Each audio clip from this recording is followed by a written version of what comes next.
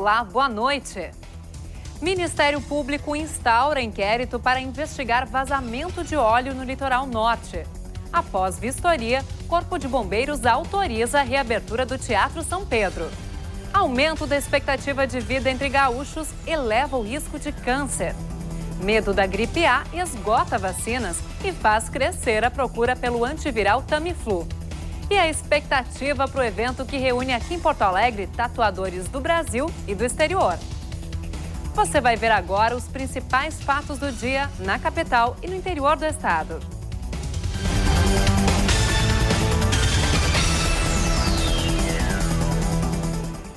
Depois de 2 dias fechado por falhas no plano de prevenção e combate a incêndios, o Teatro São Pedro volta a funcionar esta noite. Problemas em equipamentos de segurança como os extintores de incêndio motivaram a interdição que foi suspensa hoje. As dependências do teatro foram vistoriadas pelo Corpo de Bombeiros hoje à tarde. Eles examinaram as atualizações que foram feitas nos extintores e nas mangueiras que ficam nos corredores e palco do teatro. Na Casa de Máquinas foi vistoriado o sistema de geradores de energia elétrica, o controle do ar-condicionado e de toda a parte elétrica da Casa de Espetáculos. Os bombeiros testaram o sistema de bombeamento de água e sua eficiência. Ao final da vistoria, o teatro foi liberado para funcionamento, mas ainda devem ser feitas atualizações em várias instalações para que o teatro esteja totalmente de acordo com a legislação atual. Se trata de uma atualização das medidas passivas de segurança do teatro. Agora, lamentavelmente, os extintores nos pegaram um pouco no contrapé. A desinterdição vale apenas para o Teatro São Pedro. O multipalco, que é a parte nova do complexo cultural, ainda está sob interdição. Depende de alguns trâmites, né? Ele precisa da apresentação do projeto por parte do Teatro São Pedro para que a gente possa analisar e, estando de acordo, ocorrer a desinterdição dessa parte nova do multipalco. Com a desinterdição do Teatro São Pedro, a programação do final de semana está normalizada. O espetáculo marcado para hoje acontece normalmente. O 1º Batalhão Ambiental da Brigada Militar percorreu mais de 70 quilômetros da orla entre Cidreira e Capão da Canoa e não encontrou vestígios do óleo que vazou no mar do litoral norte do estado. Preocupado com eventuais prejuízos às comunidades que dependem da pesca e também do turismo, o Ministério Público de Tramandaí instaurou um inquérito civil para investigar as consequências do incidente. O vazamento ocorreu na quarta-feira, após o rompimento de um mangote, espécie de mangueira que conecta a monoboia ao navio. O que vazou foi o óleo que fica nas válvulas de segurança, acionadas com o incidente. Cerca de 2.500 litros do produto atingiram o mar. Segundo a FEPAM, o derramamento foi pequeno, de baixo impacto ambiental.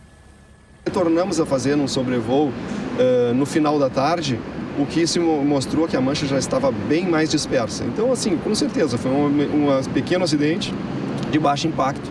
E que bom que foi isso. A Delegacia de Proteção ao Meio Ambiente diz que é impossível descartar o dano ambiental. Vazou cerca de 2.500 litros de óleo e isso, em contato com a água, pode sim provocar algum tipo de dano ambiental, que somente a perícia oficial é que vai dizer o tipo e quanto de dano foi ocorrido. Em 2012, no mesmo local, houve um derramamento de cerca de 1 milhão de litros de óleo no mar. Na ocasião, o produto chegou à costa. Em 2014, um outro acidente provocou a liberação de 4 mil litros. Na avaliação do professor de Geociências, os acidentes vão se repetir, porque não há uma rede de monitoramento oceanográfica. Um plano, ele é simples, ele é viável, existe tecnologia suficiente hoje e de custo relativamente baixo para se implantar uma rede de monitoramento para prevenção desses acidentes. Em nota, a Transpetro, operadora do navio, afirma que está realizando trabalhos de contenção e remoção do produto e que as causas do acidente estão sendo apuradas. O governo gaúcho entrou hoje com um mandado de segurança no Supremo Tribunal Federal para que o Rio Grande do Sul passe a pagar a dívida da União com juros simples e não mais capitalizados. A medida pode trazer alívio para as contas do estado. O pedido foi encaminhado depois que o governo de Santa Catarina conseguiu ontem uma decisão favorável em ação semelhante. O STF concedeu liminar que impede inclusive sanções como o bloqueio das contas públicas em caso de redução dos pagamentos mensais. Um fim de semana chuvoso e um tanto cinzento na região leste do Rio Grande do Sul. A previsão é de um sábado de calor ameno para Porto Alegre, com máxima de 28 graus. Em Novo Hamburgo, as temperaturas variam entre 20 e 30 graus. Já em Tramandaí, os termômetros ficam na casa dos 28 graus. E ainda nesta edição, veja os preparativos para o show que deve reunir na capital gaúcha centenas de tatuadores do país e do exterior. E depois do intervalo, esgotam as vacinas e cresce a procura por Tamiflu após confirmação de óbitos pela gripe A no estado. Nós já voltamos.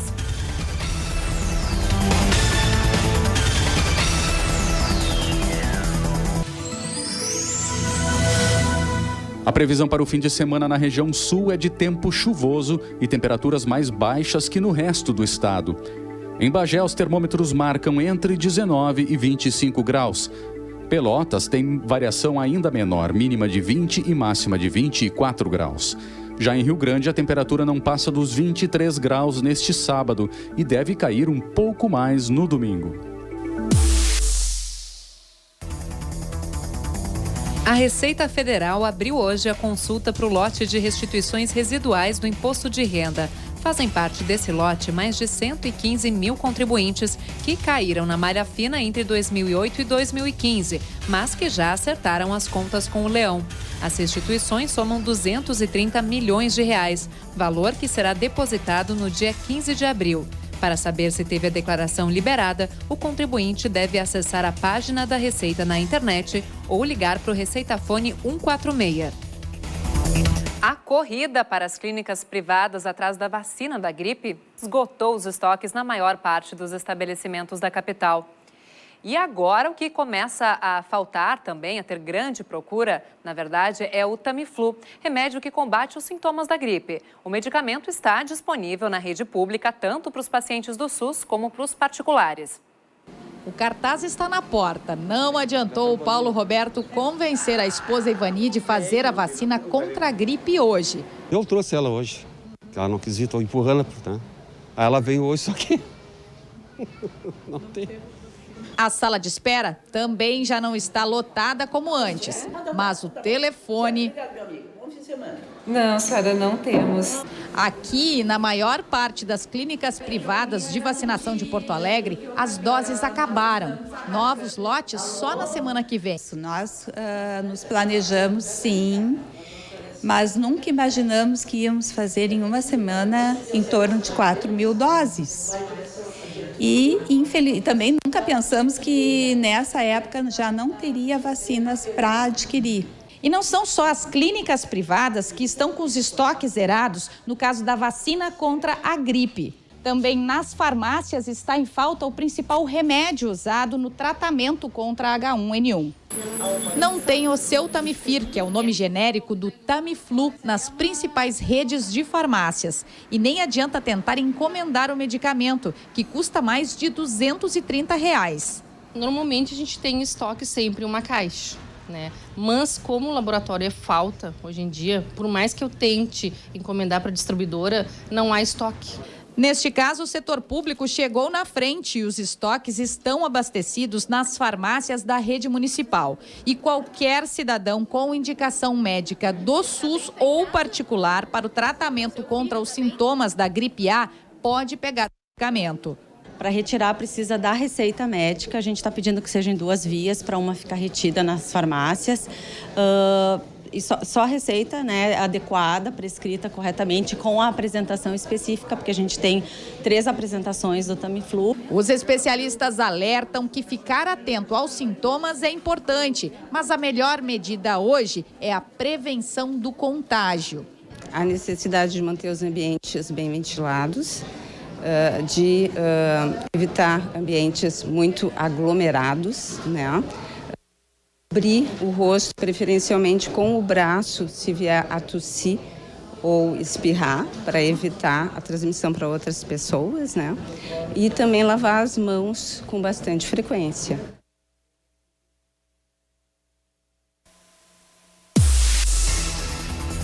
Superlotação restringe o atendimento em 2 hospitais de Porto Alegre.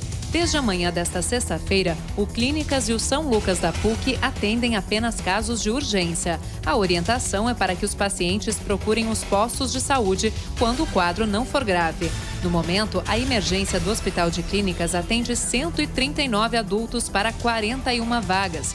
Já no São Lucas, são 31 pacientes para 13 leitos. Caxias do Sul tem um sábado de tempo instável e temperaturas amenas, variando entre 21 e 26 graus. Em Passo Fundo, a previsão é semelhante, mas os termômetros sobem um pouco mais, 28 graus. Ijuí registra mínima de 21 e máxima de 29 graus. No domingo, o tempo fica mais fechado e as temperaturas mais amenas em toda a região norte. E o mosquito Aedes aegypti continua preocupando no Rio Grande do Sul. A Secretaria da Saúde do estado já registrou 580 casos de dengue, 16 de zika vírus e 8 de chikungunya. Para evitar que esses números aumentem, agentes tentam conscientizar sobre as medidas necessárias para combater o inseto nos municípios. Confira na reportagem da TV Cachoeira.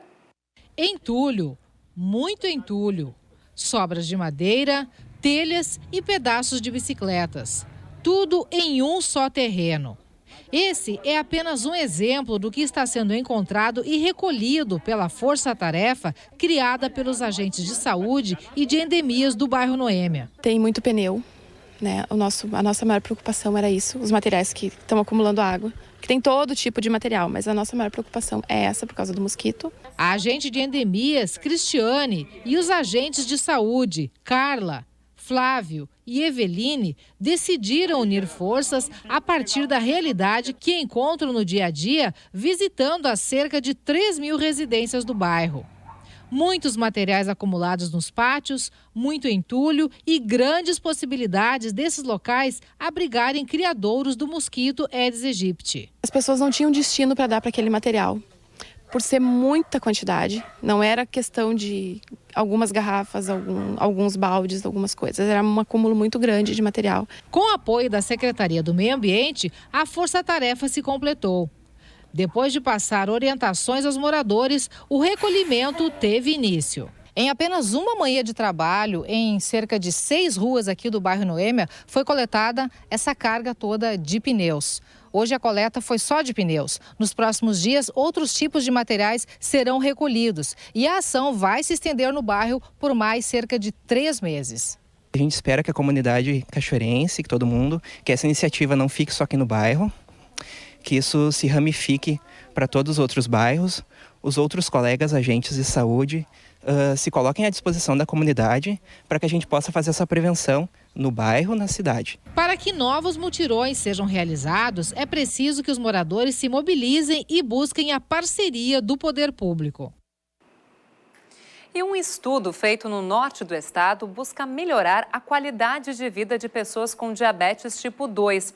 A pesquisa do principal hospital de Passo Fundo está analisando pacientes que usam insulina há menos de um ano e ainda precisa de voluntários. Os detalhes na reportagem da UPF TV.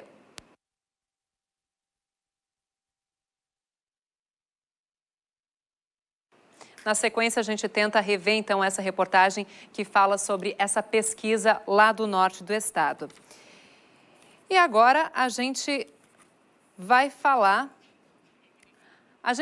um breve intervalo, voltamos em seguida. Daqui a pouquinho, a gente vai ver que Porto Alegre está recebendo, no fim de semana, centenas de tatuadores brasileiros e do exterior. É o que a gente mostra em instantes.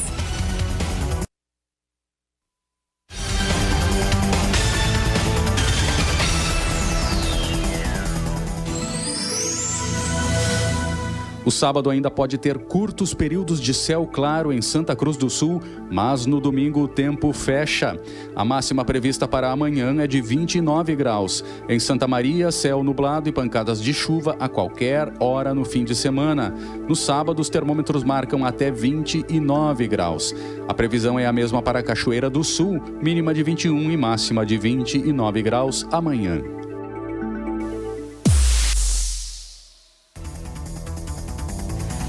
A sexta-feira teve protesto contra o parcelamento de salário dos servidores em diversos municípios gaúchos. Na capital, um dos atos foi na Zona Sul. Professores e alunos deram um abraço simbólico numa escola pública do bairro Tristeza, que teve as aulas suspensas. O grupo também fez uma caminhada. Em frente ao Centro Administrativo do Estado, outro ato contou com a participação de diversas categorias. Hoje, o Estado depositou uma nova parcela dos salários, no valor de R$ 350. Com isso, subiu para 60% o percentual de servidores que têm os vencimentos de março quitados.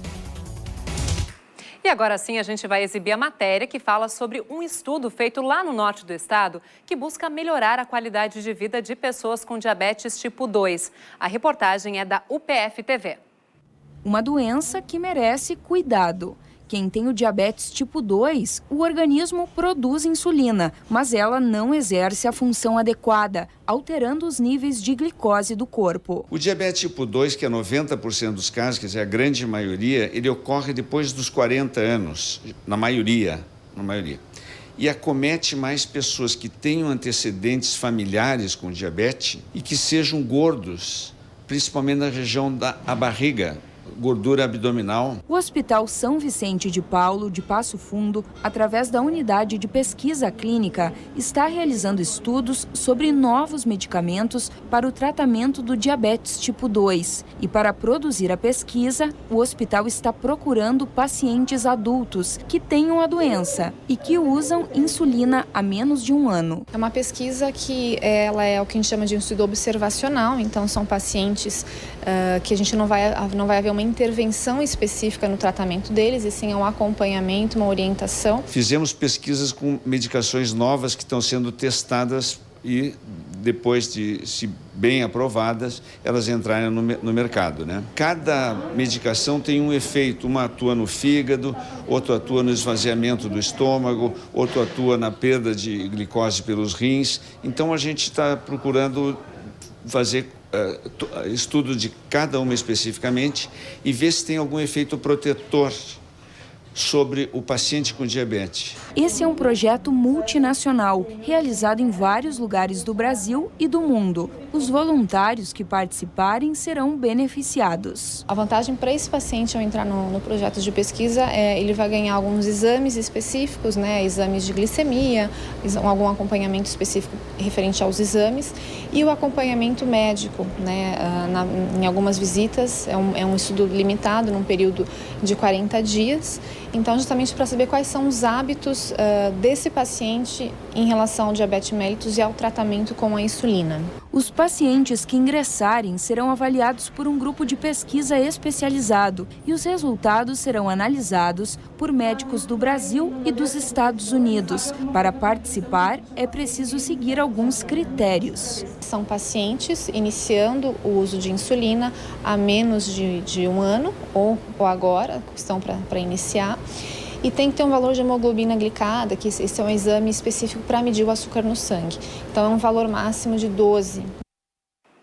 No Dia Mundial de Combate ao Câncer, a gente traz os números da doença aqui no estado. Conforme o Instituto Nacional do Câncer, só em 2016, o Rio Grande do Sul deve registrar um salto de 32 mil novos casos entre os homens e de 26 mil entre as mulheres. Para quem enfrenta esse desafio, nada melhor do que tirar um tempinho para conhecer a história de quem já venceu a batalha contra a doença. Ela tem 53 anos, mas nasceu há menos de 5. A Clarice, que descobriu um câncer de mama em agosto de 2011, hoje é uma nova mulher.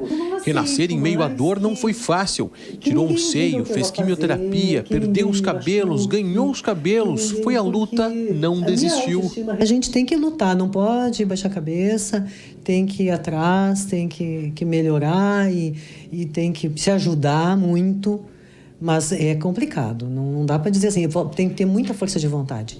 Tem que ter e procurar ajuda, né? Com um tratamento menos invasivo hoje, Clarice ainda faz quimioterapia oral com o uso de comprimidos. A luta de Clarice contra o câncer continua e são grandes as chances de cura. No Brasil, 40% dos casos são altamente curáveis, segundo a estimativa do Instituto Nacional do Câncer. Só que vencer essa doença exige muito mais do que o tratamento adequado. É preciso também conhecer os fatores de risco. Para esta oncologista da Santa Casa de Misericórdia, é justamente o desconhecimento desses fatores que mais atrapalha na hora da prevenção. Tabagismo é o principal fator de risco modificável para doenças crônicas e principalmente para câncer. Sobrepeso, obesidade, sedentarismo, dieta inadequada. Para os cânceres de pele, obviamente, exposição inadequada ao sol. E tem uma parte dos cânceres associados à história familiar. Hoje, o Rio Grande do Sul está entre os estados com a maior incidência de câncer. O problema está ligado ao aumento da expectativa de vida dos gaúchos, que, em média, chegam aos 77 anos, segundo números do IBGE. A idade avançada é um dos principais fatores de risco. E o TVE Repórter deste domingo vai falar sobre cuidados paliativos, um conjunto de ações que ajuda quem tem uma doença incurável a viver melhor e se preparar para o momento da morte. O programa vai ao ar no domingo às 10h30 da noite e tem reprise na quarta-feira às 10 da noite.